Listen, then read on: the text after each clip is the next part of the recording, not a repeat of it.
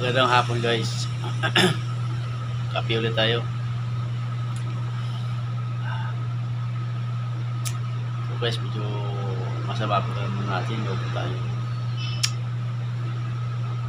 sa puyat siguro. Ayos lang, kaya po.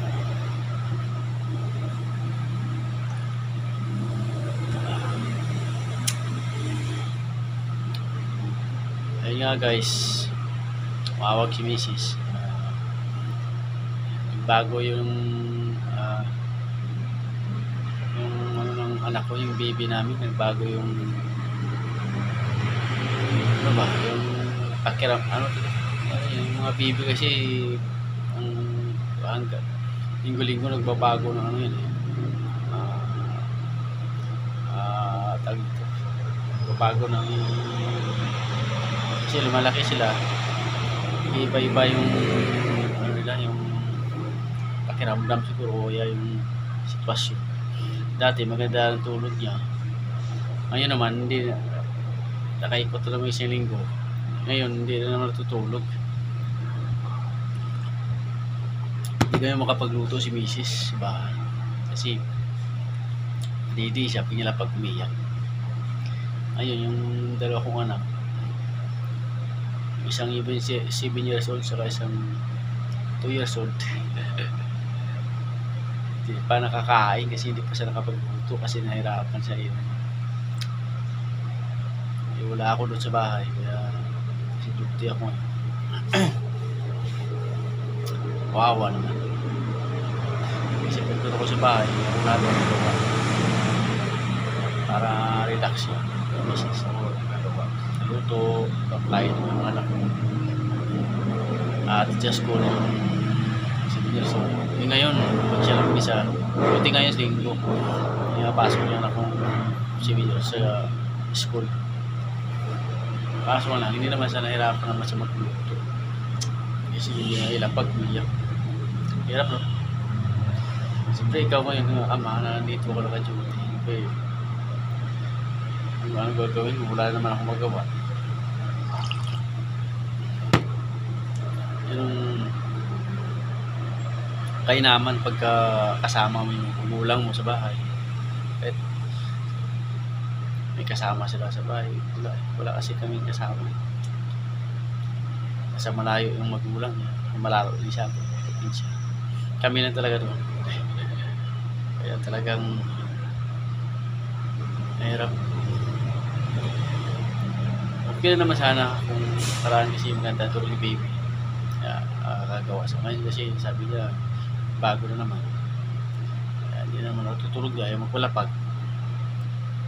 Wala namang naramdaman yung baby namin kasi walang bago sa cycle. Kasi kasawa sa block yun. Ewan ko anong nangyari doon. Wala ko kanina.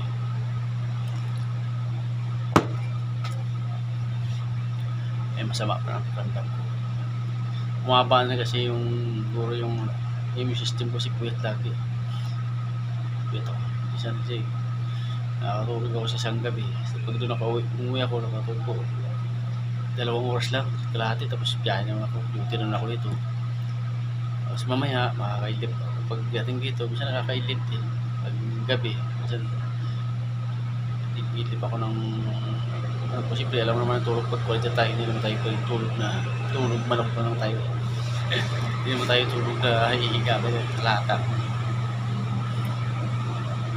Kaya swerte yung ibang gwardiya na kasama yung mga o kasama yung mga magulang na may anak ng asawa nila, may kasama magulang, nakakalaga. Kaya ikaw gwardiya, kapag uwi mo, kung pwede ka makakatulog, ako hindi ako nakakatulog. Kailangan ko pangunahin yung mga responsibilidad natin.